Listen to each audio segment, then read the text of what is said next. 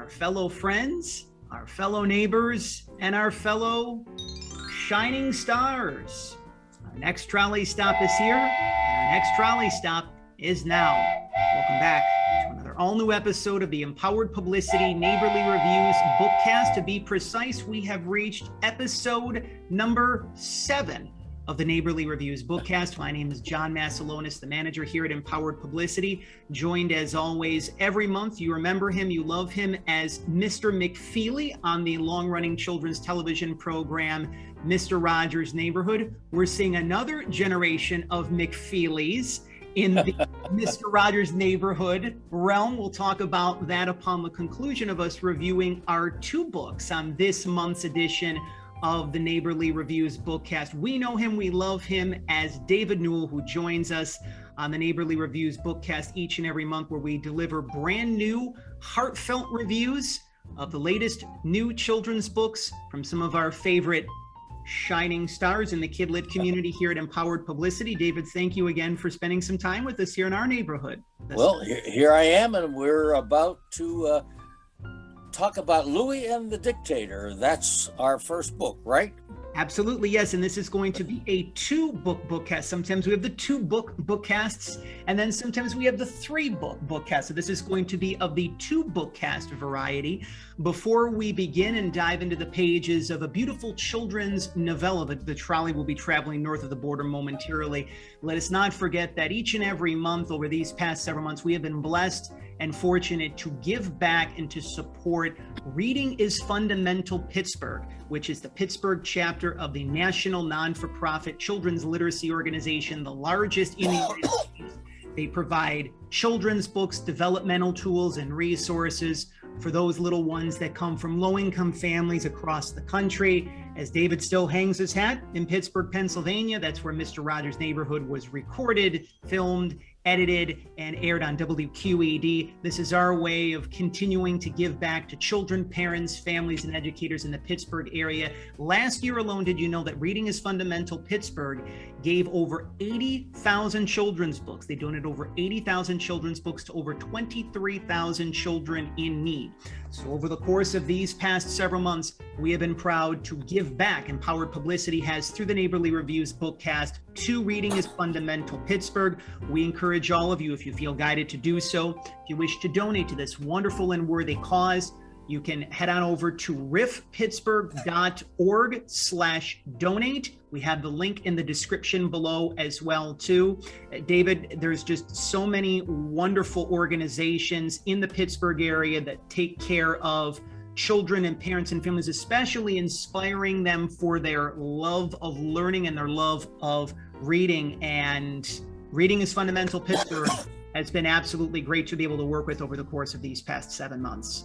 Yes, I've delivered many a book for RIF in Pittsburgh to different schools, and it's wonderful to see the expressions on the kids' faces. You go into the 1st, 2nd grade and give out a free book, and I hope some of those children now must be in high school, and I hope the love of reading caught with a lot of them.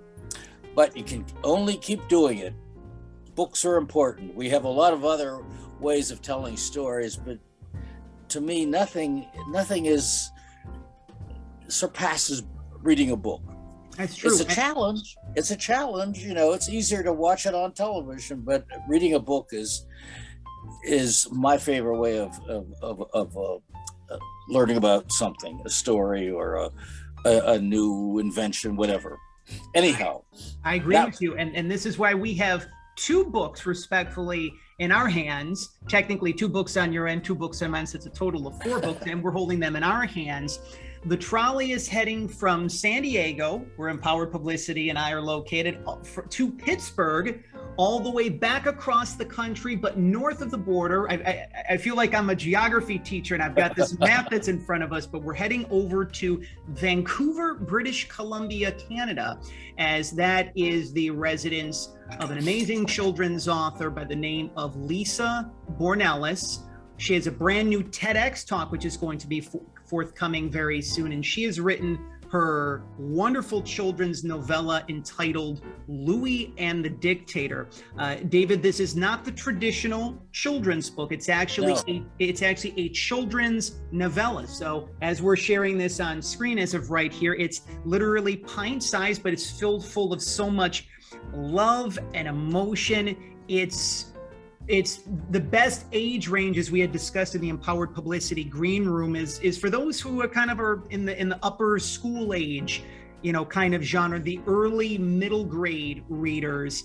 Lisa was inspired by what was happening during the pandemic, the early onset of the pandemic, and her little one was going through some challenges on his end of things, and Lisa wanted to be able to make a difference and to let those who are going through OCD, which stands for obsessive compulsive disorder, or any form of anxiety disorder, to help them remember that they're not alone.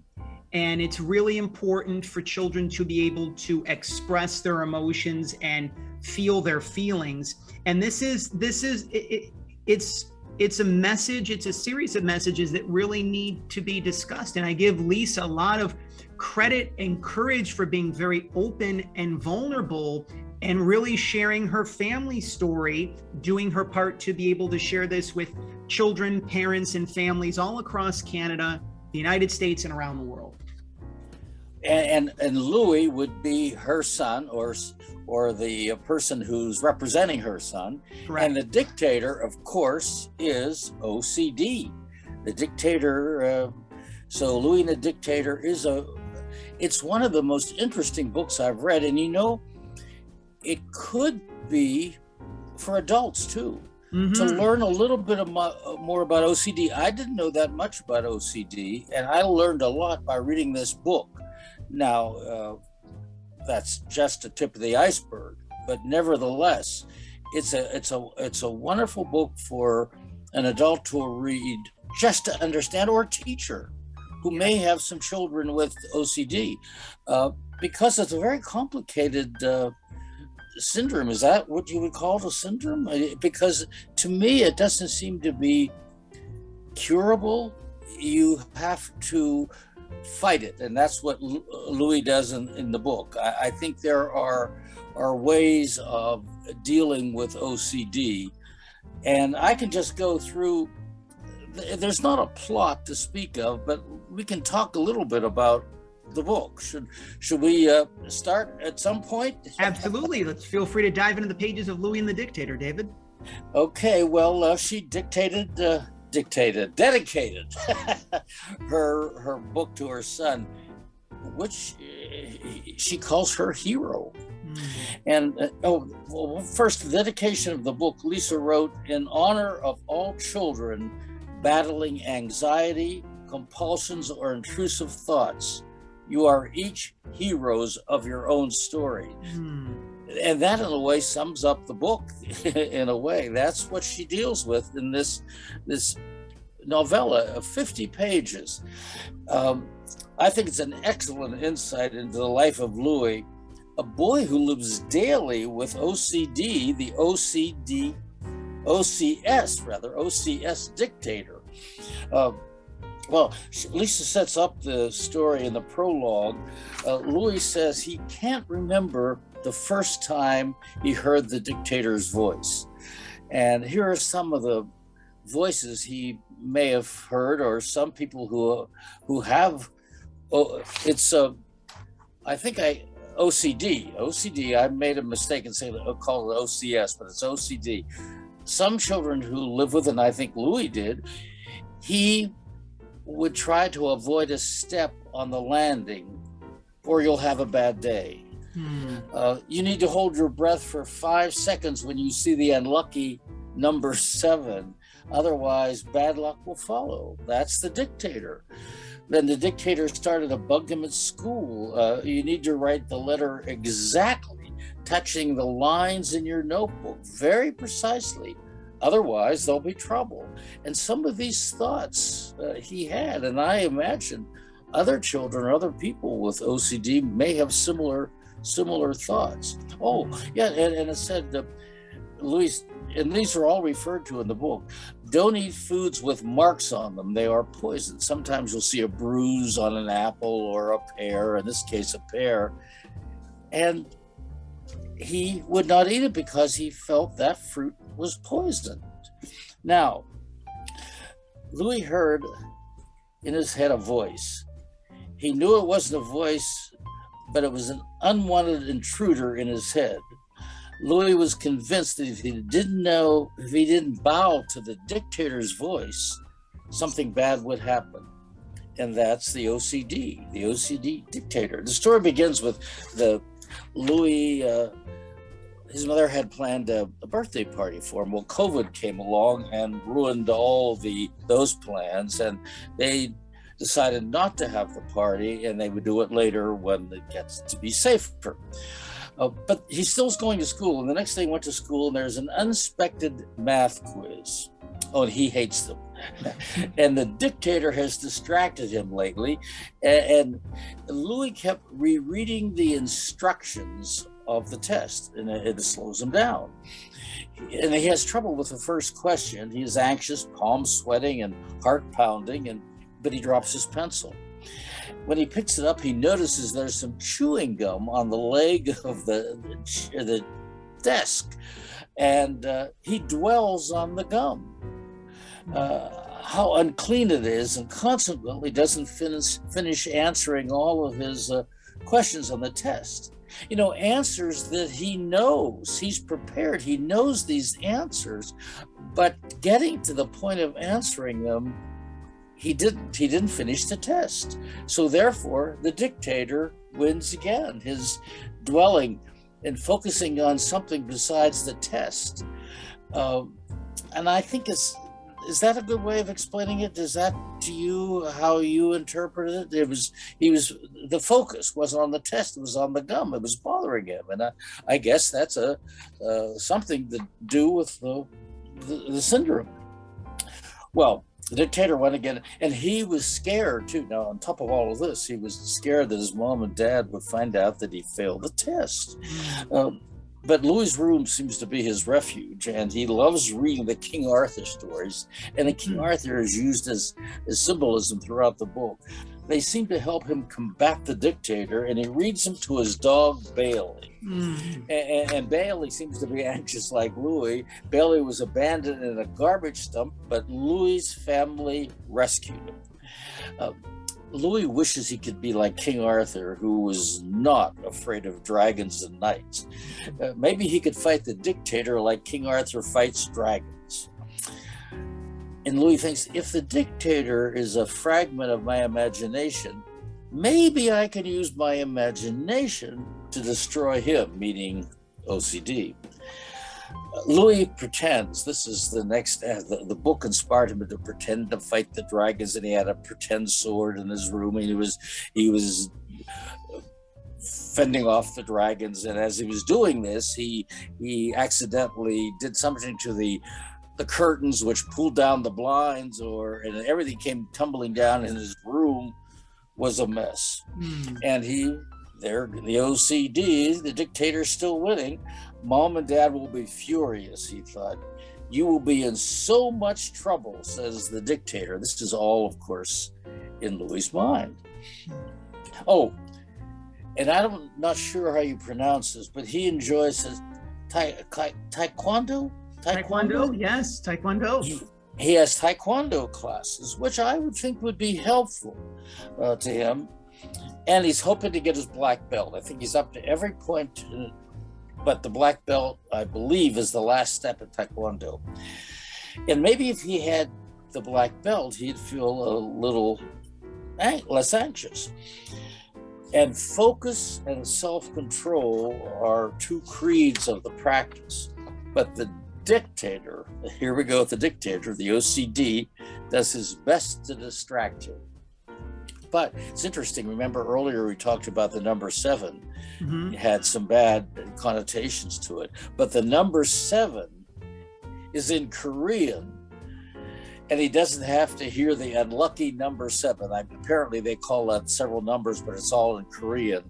And the number 7 doesn't bother him because in Korean. Mhm. Well, during the class, he gets so involved with the exercise, he doesn't notice the rest of the class has stopped. He keeps going, and the master teacher disciplines Louis by having him do 50 push-ups. Now, Louis, you have to pay attention to what the class is doing, and they have certain guidelines I think you have to follow in Taekwondo.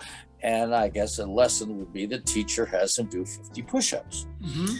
And the teacher says, and he calls the teacher the master. Remember, the self-control is the hallmark of a true martial artist, Louis. That's what the master said. And then we progress a little bit. On the day that was supposed to be his birthday, Louis woke up wondering if there'll be a birthday surprise. There was not going to be a party, but maybe his parents would get him a surprise.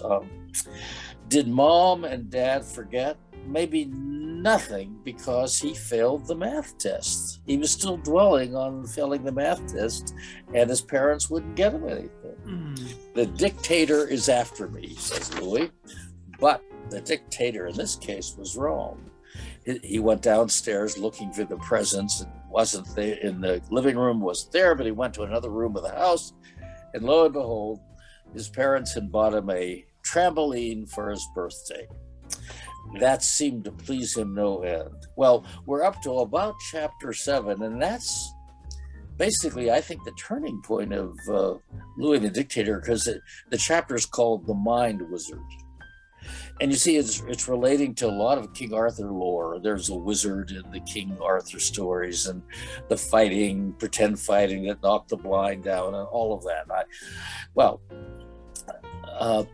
Louis wonders if something could be done to drill into his head to get rid of all of these thoughts he's having.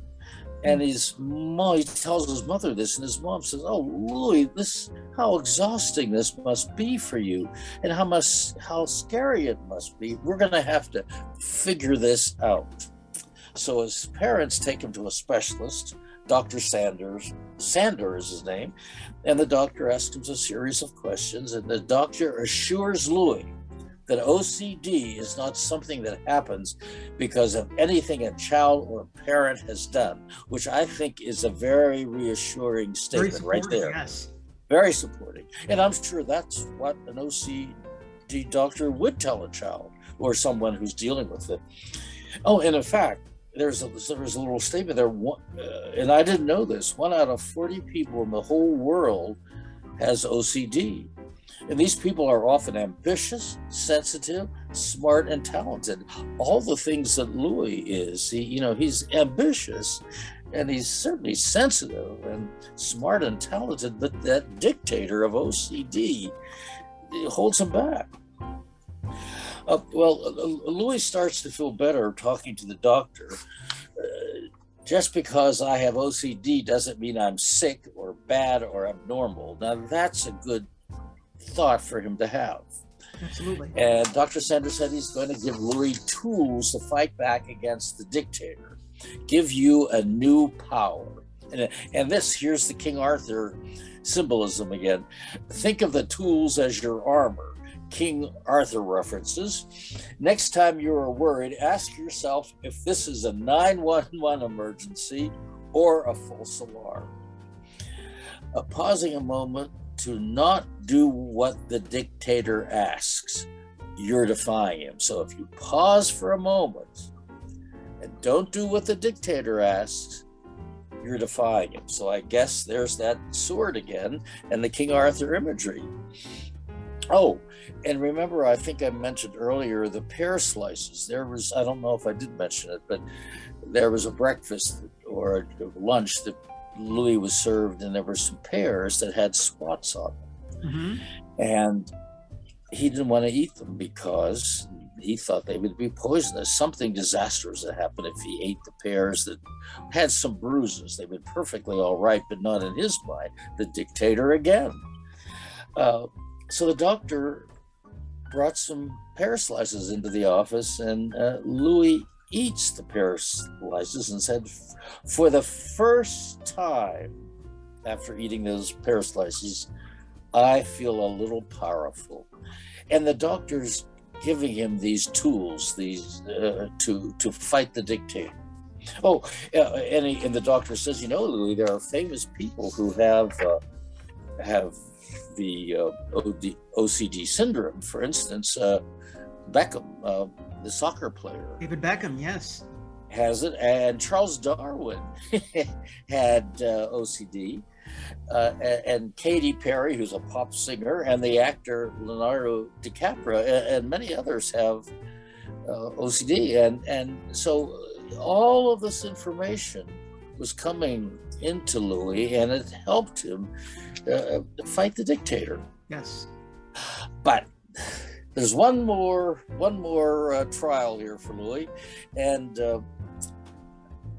I think his mother and Louis went shopping. That was it, and they took Bailey with them. And Bailey somehow ran off into the woods in search of the squirrels. And the woods seems to be a little dangerous, at least in Louis's mind. And he worries about bears and cougars and wolves in the wool that might harm Bailey. You know, because Bailey loves to chase squirrels in the woods.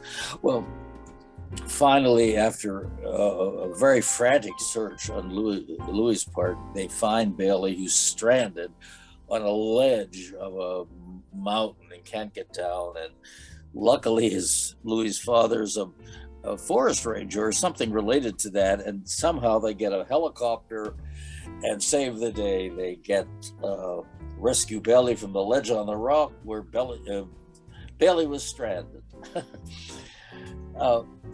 But in the last chapter, so all this drama has happened, but slowly I think the visit to the doctor was the turning point.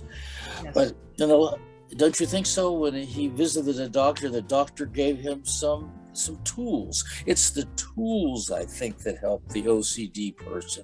Tools to fight the dictator, and eating the pear to show that the bruises weren't poisonous was a very wise thing for the doctor to do. Now, I guess every OCD person has different thoughts, so the doctor has to adjust, I guess, the tools.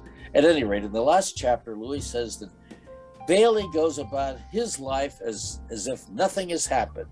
He's forgotten all about being stranded on the mountain, that is Bailey.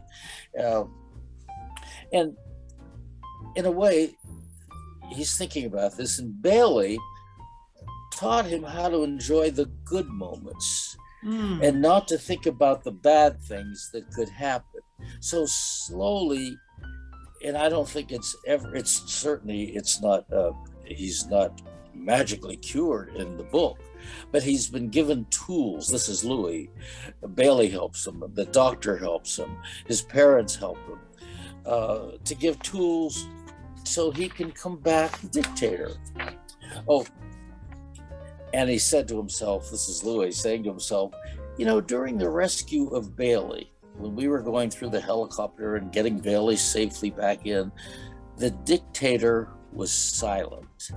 Louis, I was focused on finding Bailey. And there's a little clue there. I think it's the focus. Yes. That Louis had to get tools to discipline himself. There was no space for anything else but to focus on saving Bailey. And towards the end of the book, I'm jumping, but I think Louis is pondering that the dictator is quieter now. Sometimes he pops up, but with some visit with his wizard, the doctor, he can now imagine his scary thoughts and pop them like bubbles. In other words, when he goes to the doctor, there are more tools to give him. He can take a thought, and maybe his imaginary sword can pop that thought like a bubble. The dictator may come again, but I have weapons to beat him. And those weapons are those thoughts, the focusing, the doctors giving him tools. And I think it's just not one visit that he needs with the doctor, Dr. Sander. He needs probably weekly visits to help him realize that he does have internally these tools to fight OCD. Oh, well, in fact, I wrote down, Louis now has a wizard's mind to push back bad thoughts. Yes.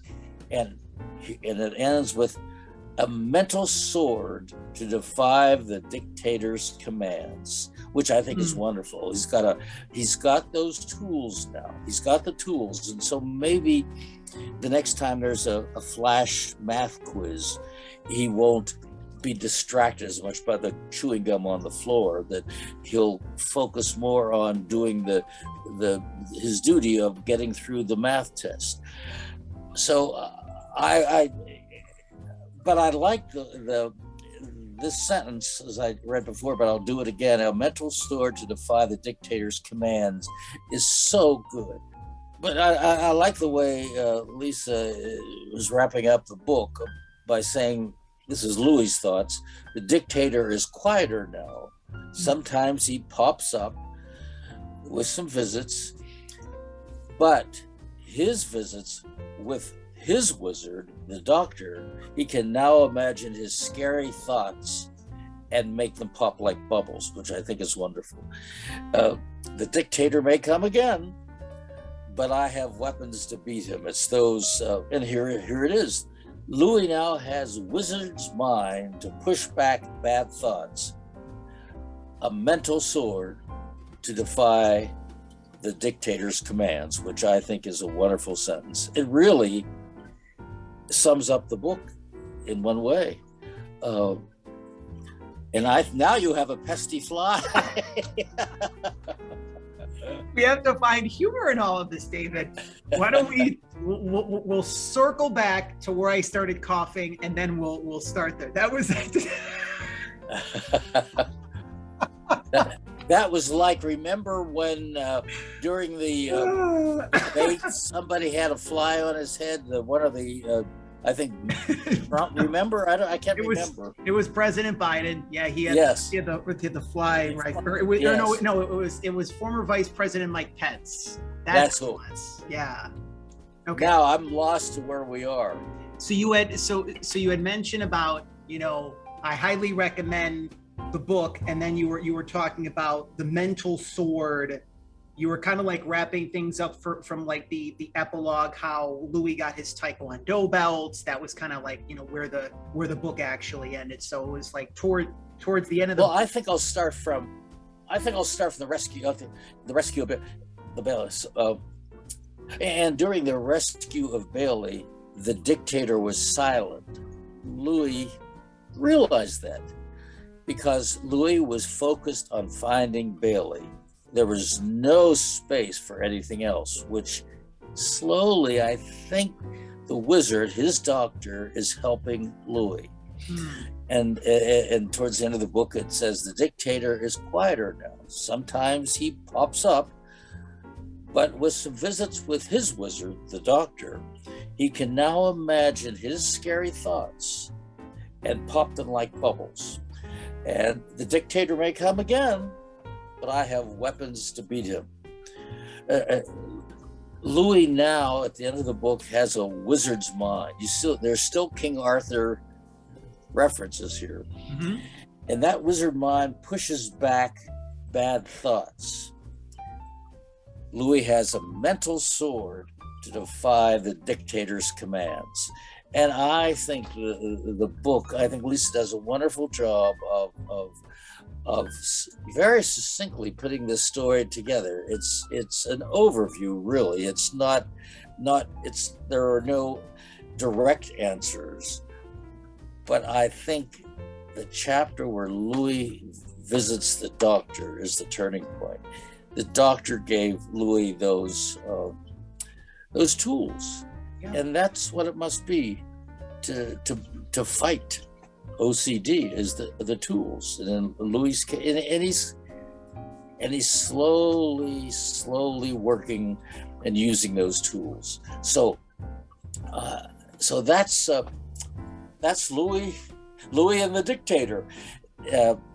Now, is there any questions you might have that I was confusing you, or did it make sense? You did a wonderful job of encapsulating Louis and the dictator, and I feel that as you're sharing things, this is a very deep book, as Oh, we yes. mentioned before, and it involves, I know when I was taking the time to read each chapter, I found myself sometimes going back and rereading the chapter, because we're really starting to connect with Louis's experience. And how does the expression go, David, that you don't necessarily know how someone is feeling unless you walk a mile in their shoes? That's right. Yes, and that's a very good analogy, because that's what Lisa does with the book. Mm-hmm. I think she shows how her son Louis is a symbol for her son, I suppose. Yes. Walks in those OCD shoes. Looking at the chewing gum on the leg of the desk in the school and being totally distracted from the test. Mm-hmm.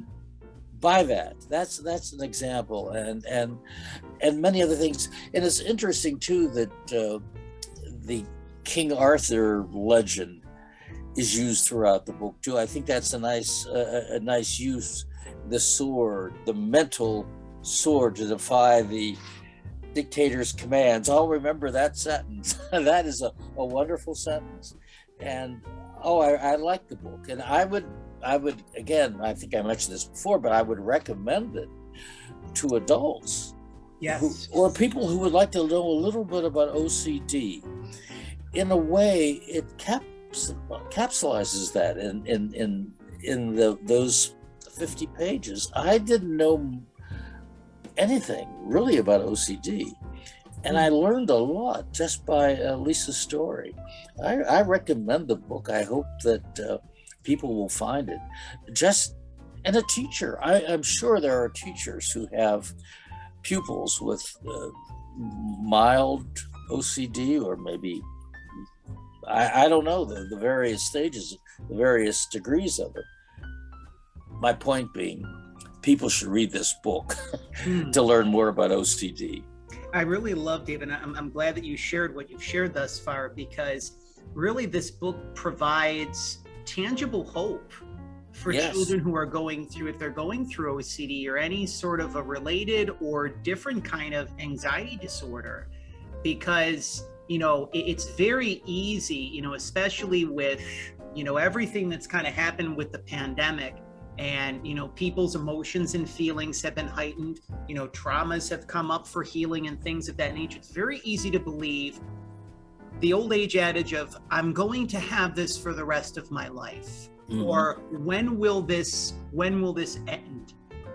And I feel that, one of the things that Dr. Sander helped Louis with is providing him hope. Like, that was really the first tool, I think, more than anything, is saying that, not only is it okay, it's not your fault, you're not your thoughts, but this is something that you're going to be able to move through and work through. And I think that that's extraordinarily important.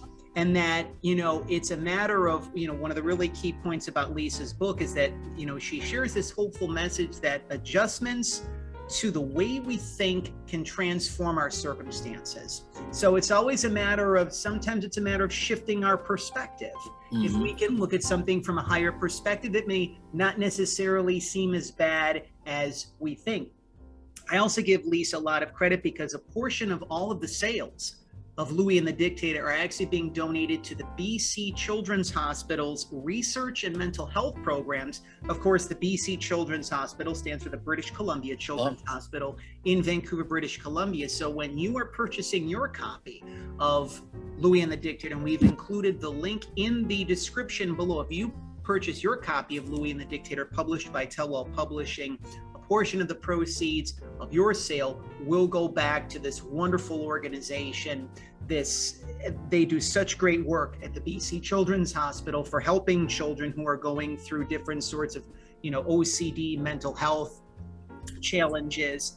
And sometimes you got to have people that are out there that can talk about the challenging things there, because it's very easy. A lot of children's books can talk about, what I like to call rainbows and gumdrops. Right? Super beautiful imagery, and like, those are great. But, this kind of goes back to what, we've talked about on previous editions of the Neighborly Reviews Bookcast. Fred, yourself, everyone in the neighborhood were not afraid to tackle challenging, difficult subjects that many people could have avoided. And he really had a passion in his heart, all of you that took part in Mr. Rogers' Neighborhood, to share these sorts of messages. Do you feel if everyone were all still together and you guys were, recording brand new episodes of The Neighborhood, do you feel that mental health would be at the top of Fred's list and being able to do newer programs and just really place the spotlight on mental health? And even to a certain extent, David, and we were kind of talking about this in the Empowered Publicity Green Room, really almost every episode of Mr. Rogers was this gentle love letter to the nervous system and to the heart of a child. Really? No, you're right. You're right. Every program dealt in a way with mental health, feeling good about yourself. Mm-hmm. He reminded children that he likes them just the way they are, and there's a lot of similarity between Louis the Dictator and Mr. Rogers' Neighborhood approach in a way. I see some similarities, but one of the most requested subjects we had on Mr. Rogers' Neighborhood over the years, and it was tough, was people writing in talking about divorce. How can you explain that in a way that a small child may somehow be comforted, if that's the word? I'm not quite sure if that's the word, but you know what I mean. And it took Fred about 5 years to work out how he would do that, but he did a week on divorce on The Neighborhood. We also did a week on angry feelings, and he wrote a song. What do you do with the mad that you feel so mad that you can bite? He wrote that song to give children alternative ways of dealing with anger. There's nothing wrong with being angry, and we'll find this out in the Mosley book. It's similar.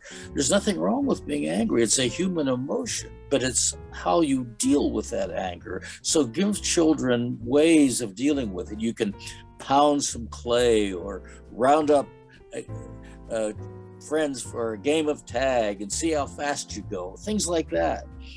He gave them tools, as the doctor gave Louis tools. Fred did the same thing with much younger children. Well, I also feel too, and this is one of the things that not speaking on behalf of Fred, it feels like this is something that he would really. He probably had people that came to him, especially towards the later years of his life, that said, Mr. Rogers, I want to be exactly like you. I want to be the next Mr. Rogers. Mm-hmm. And it feels like he wanted to encourage people to be their own self. So to be able to have, children's authors especially carry on Mr. Rogers' legacy in their own way and talk about things such as emotions and feelings. So like what we're doing today on episode number 7 of the Neighborly Reviews bookcast, we have 2 books that really help children of different ages learn to accept their emotions and feelings and be with them and see them as their friends and not necessarily their enemies as That's well right. too. So yeah, Louis and the Dictator, we encourage again all of you, our listeners and viewers, our friends and neighbors, and of course our fellow shining stars, if you wish to be able to purchase your copy,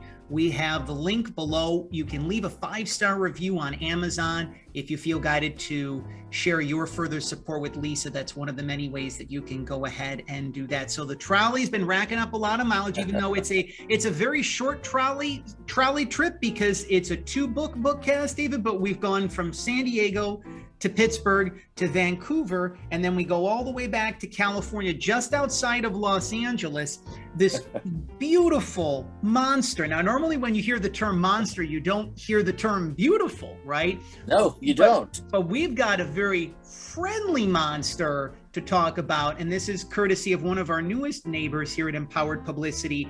Dana Mason has released the brand new children's book, Mosley, the Feelings Monster.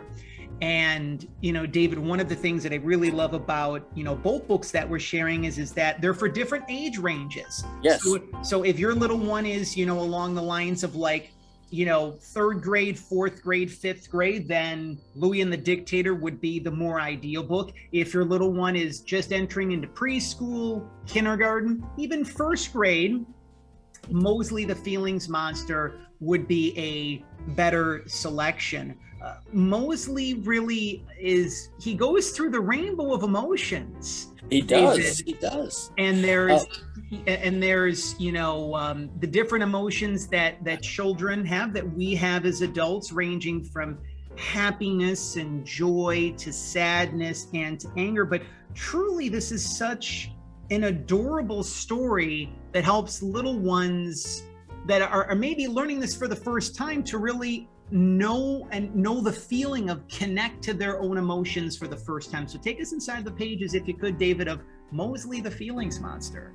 Well, there's a little sentence, the last sentence in the note to parents, that sort of sums up the book. Mowzli can help teach children to describe and feel their feelings, all of them, both positive and negative. And that sort of, in a way, sums up the book, don't you think? It's a very simple book. I just want to show a few of the pages to see how there's not much text to it, but there's Mowzli, and he was having a fine day. But I think on the next page, Mowzli had a big yellow balloon and he smiled. Mm-hmm. It made him feel bouncy inside. Bouncy and floating inside. Now that's page 2, I believe. And then you see Mowzli with his balloon and feeling very happy.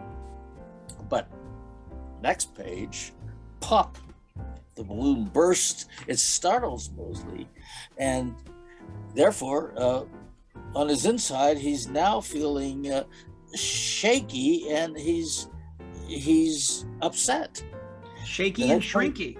Shaky and shrinking. And then the next page, he feels afraid. And again, as you read this, I think, to a child, feeling afraid is fine to feel afraid. That's a human emotion. Yes. But that he wants his balloon. That is a very important thing. He misses that balloon. Now, this Mowzli, I would think, would be a 2-3-year-old monster, right? Now, let's see. My insides feel stompy and grumpy, thought Mowzli. And then the next page, he feels angry. I miss my balloon. Here's another emotion. His inside feels sort of weepy. And then the next page, I feel sad. But then I think he meets a new friend who gives him a balloon. Now, his new friend is a similar type, colorful monster. But he has one eye. He has one eye. Yes. I think as you're reading to children, to a young child, though, they're going to ask that. They're going to see that monster only has one eye. So I'd be prepared as a parent or a teacher to have an answer for that. I bet there'll be a child. Why does he only have one eye? But that's not part of the story necessarily. But he only has one eye. I think it shows that he is a different type of monster.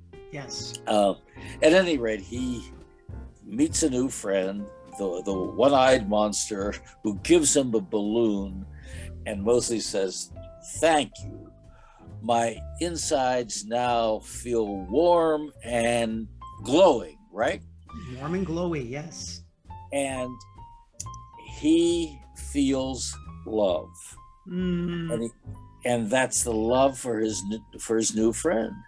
Oh. And he has a fine day with his new friend. And that's basically the story. Yeah, it's this may be one of the simplest books that we've shared over the past 7 episodes of the Neighborly Reviews bookcast. But I think really, David, one of the things that Dana does a great job with is reminding us as what I like to refer to as custodians of children. Whether you are a parent, you're a caregiver, you're an educator, you're a grandparent, that sometimes the simplest things really mean the most, and they help the greatest. Yeah, you're right. Well, you were talking about Mr. Rogers' Neighborhood earlier. It's a very simple program, but a very deep program, and this deep in content. And this book is similar to that. It has a deepness to it, although it's very simple on the surface. But I do think that a parent reading to a child can add to it, and knowing what the child may have been through. This is a book you read to a child who may have lost a toy, or a friend moved away, or something like that. I don't know, but it's a gentle book. I'd call it a very gentle book, yes, and very helpful, and a very, very basic way of dealing with feelings to show children there is a range of feelings. And I love it. I love it, and I love that he loved getting that balloon, and he made a friend. Yeah. In the end of the book, it's a happy ending, but it's fine. It serves the purpose of talking about feelings. But you're right. I think it's the simplest book, and one of the deepest books at the same time. Yes. That we've had for preschoolers.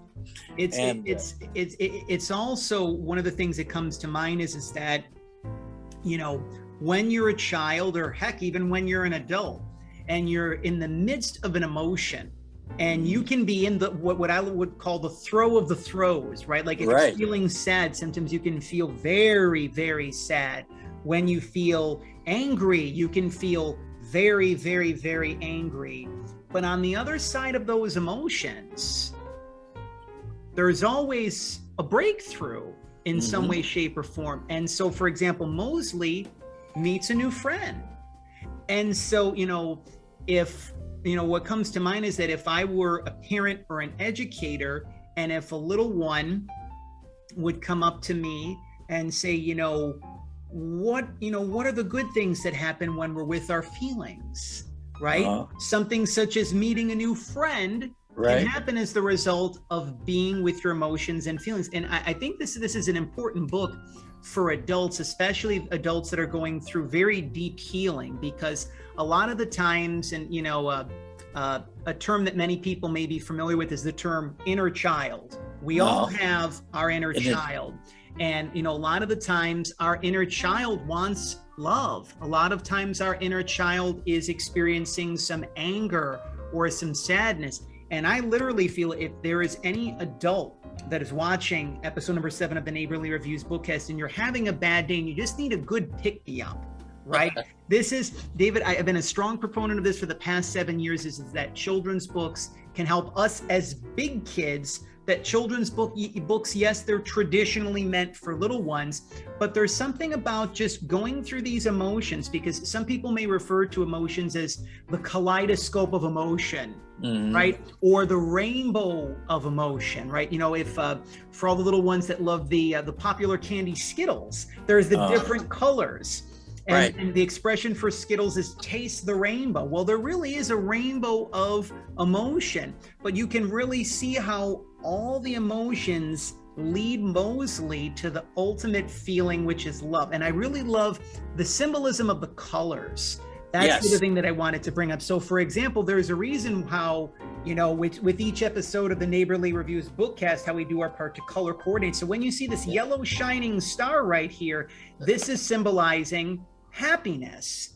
And then you have the color of blue, which symbolizes sadness. You have the color red, which symbolizes anger, and then pink represents the color of love. So it's also a way to be able to, connect children to their favorite colors, to kind of have that association, like this emotion is this color, this feeling is this color. Yeah. So in a way, this book is addressing the inner child too for adults, right? So it has a range from preschoolers to whatever age range, right? Yep. If you take your advice about dealing with the inner child. But no, you're right. The colors now. Oh, we should talk about the illustrator, Delane Hallstein is the illustrator Hallstein, yes. And a lovely job. And it's really a book that I would highly recommend. And I think, knowing my children are now all adults, but they all had favorite books. And sometimes the simplest books, the shortest books, were the ones they requested again. And I bet they would request this, read that one again, read that one again. And I think in some way they were reassuring, a child maybe would be Mosley. I remember feeling that way. I remember when I lost that. I remember that. And in the end, it turns out very positively.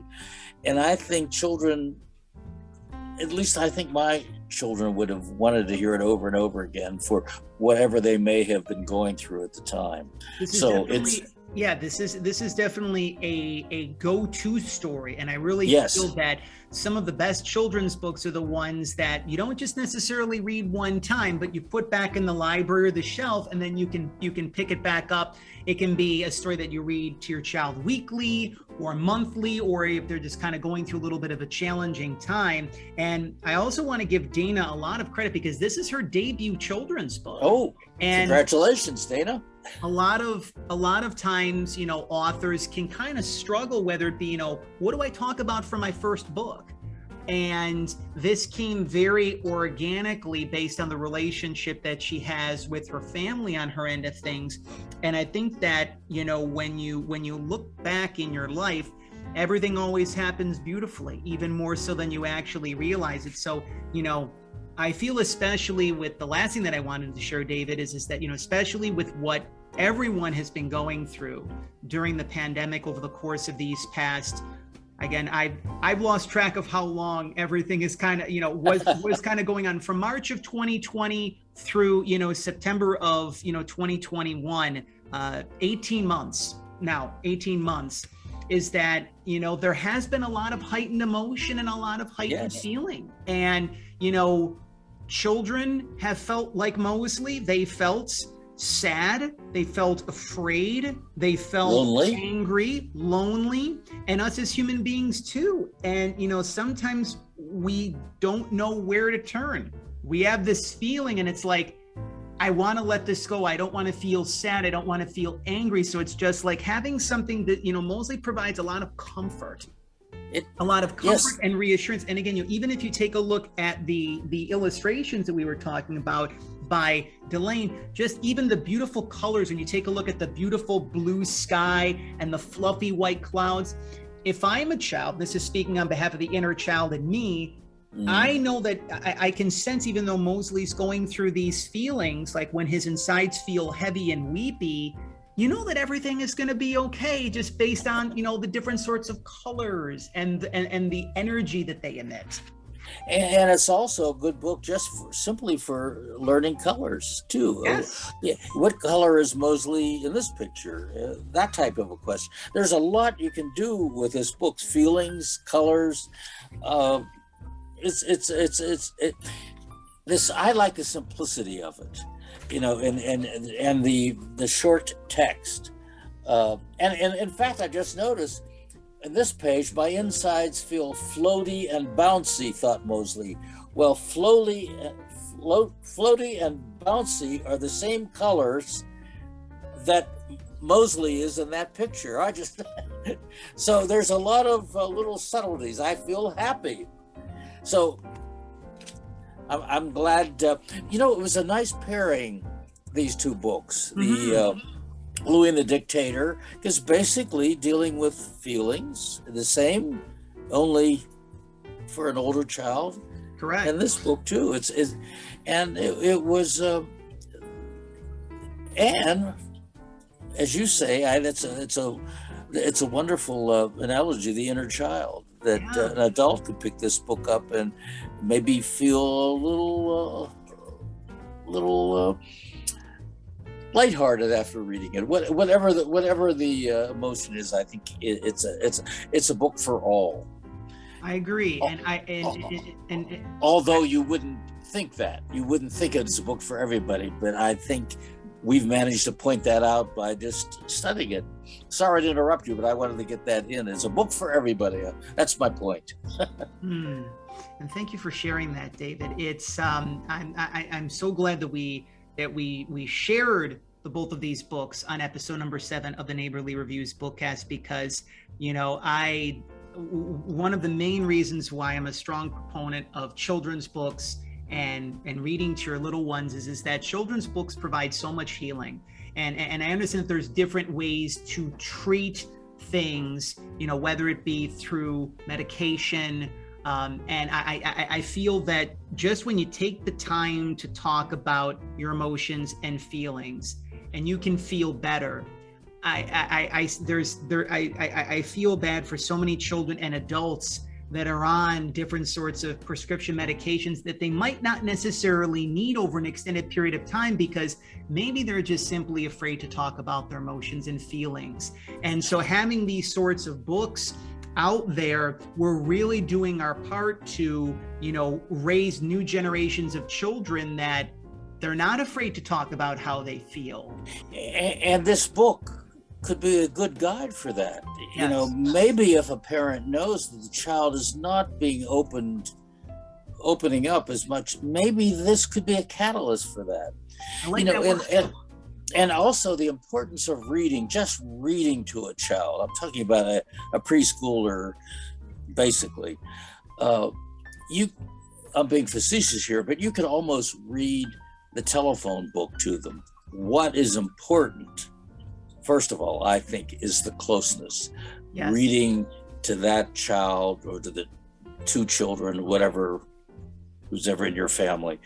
That's the important. And I think that the association they make with that warm feeling they have being read to encourages reading later on too. I think you may not be able to verbalize it, but I think, who knows, the people who are voracious readers now, they may have had someone who really loved reading to them, and they're passing it on. So in this bookcast, we're doing more than just introducing new books, which we are, but also I think we're sharing the importance of reading to a child. This book, or any book that for the age range, the appropriate age range.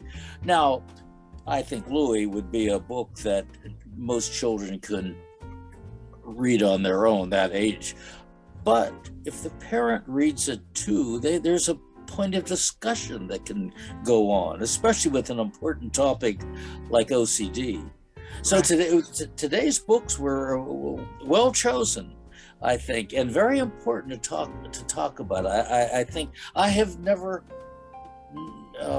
read a book about OCD for children. There might be others. I'm not familiar with them, and I'm glad we introduced it. I am too. And this one too. Yes. So both books, we encourage all of you, again, our listeners and viewers, our friends and neighbors, and of course our fellow shining stars, to head on over to Amazon.com if that is your preferred online vehicle of choice, and you can purchase your copy of Louis and the Dictator and Mosley the Feelings Monster. If you also wish to be able to head to both authors' websites, Lisa Bornelis and Dana Mason, we've included their websites below as well too, if you want to be able to continue a wonderful conversation with them and let them know personally the wonderful work that they're doing for children, for parents, for families, for educators, for those who are moving through any sort of emotional or mental health challenges as well. If you would like to head over to your favorite local library, you can see if both copies of the books are available there. If not, we don't necessarily demand that the library carries them, but just, say, hey, we had the opportunities to hear more about Louis and the Dictator on the Neighborly Reviews Bookcast with David Newell and John Massalonis. I would like to be able to see Louis and the Dictator and Mosley the Feelings Monster be carried at this local library. So It's really all about doing your part. And that's, of course, for your favorite children's bookstores as well, too, because there are a lot of wonderful authors, David, that are sharing very important messages. And, this is why we always like to place a spotlight on who we refer to as the shining stars in the kid lit community, because those authors that are writing their first books, they're sharing very important messages that really need to get out there right now. So to be able to support these wonderful authors through the Neighborly Reviews Bookcast, it truly is such a blessing. And David, we're heading into the final quarter of the year. I know that we have October is National Book Month. Oh, okay. November is National Family Literacy Month. And then, of course, December, we really got the holiday season. We've got Christmas, we've got Hanukkah, we've got Kwanzaa, and sooner than we know it, it's going to be the end of the year. So do you have any parting words for our listeners and viewers? Oh, well, let me see. Well, one thing, as you were talking there, I was thinking about story time in libraries. And how much I look forward to going to story time, because some of my friends would be there. But as you were speaking, I think this book would be wonderful for a library story time. I imagine a lot of libraries still do that, but there would be the parents there too. That is such an important part of a library service, story time, because I think it connects. It's the connections I like, the connections that children make with people who read to them. And it's so important. It emphasizes reading, but it emphasizes that closeness, that bonding. And children associate that good feeling with reading, we hope, later on in life and forever. So thank you for choosing these two to talk about today. And I think we're nearing our end. I think I hear the trolley bell, right? Oh, yes. David's starting to hear the trolley before I. And as we hear the trolley, we know that it's time to conclude. So we want to thank all of you. If these messages found within Louie and the Dictator and Mosley the Feelings Monster, both of these books have helped you to open your heart. If you feel that now you are no longer afraid to be able to talk about the importance of emotional and mental health and well-being with your little one, if you feel that these books, that these messages need to be shared with someone in need, if you haven't had the chance to do so, we encourage you to subscribe to Empowered Publicity's official YouTube channel and to share this very special trolley stop that was episode number 7 of the Neighborly Reviews Bookcast. If you were a children's author and you would like to have your brand new children's book be shared and reviewed by David and I in a forthcoming edition of the Neighborly Reviews Bookcast, you can head on over to our official website at empoweredpublicity.com, where you can connect with us via any of our social media platforms that you now see on screen. Facebook and Instagram at Empowered Publicity, and Twitter at Empowered_PR. We also want to give a little tip of the cap once again to one of our favorite neighbors, Laura Kavanaugh, the host and executive producer of San Diego Living on CBS 8, the CW San Diego, which is the official home of Empowering Reads for Kids. So if you are a children's author and would like for Laura and I to be able to share your brand new children's book, as we share the newest heartfelt books from the shining stars in the kidlit community here at Empowered Publicity, if you would like for us to be able to help you connect with more children, parents, families, and educators in San Diego, you can head on over to our official website and connect with us via any of our social media platforms as well to see how you can have your brand new children's book be featured on Empowering Reads for Kids.